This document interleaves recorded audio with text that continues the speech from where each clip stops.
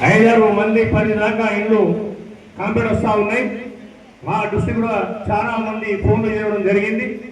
మేము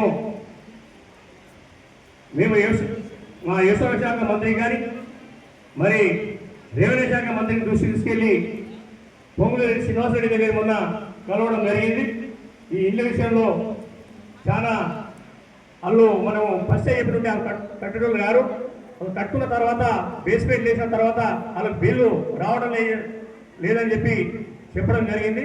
మండలంలో మన ఒక్కడే మండలం కాదు, రాష్ట్ర మొత్తంకు అట్లే ఉంది. కాబట్టి మన కాన్స్టిట్యూషన్ వరకు మనము చెప్పడం జరిగింది, వారికి స్పందించడం జరిగింది. ఇంతమంది ఉన్నారు ఆ లిస్ట్ తీసుకొని మీరు వస్తే దాన్ని చర్య తీసుకుంటామని చెప్పి పొంగులేటి శ్రీనివాసరెడ్డి అన్న గారు మంత్రి గారు చెప్పడం జరిగింది.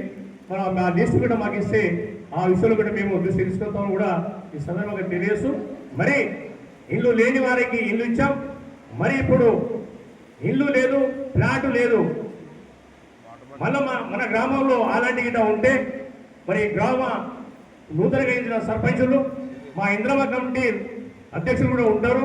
మరి ఏదైతే ఇల్లు లేని వారికి, ఫ్లాట్లు లేని వారికి ఇప్పుడు వచ్చే బడ్జెట్లో మరి ఫ్లాట్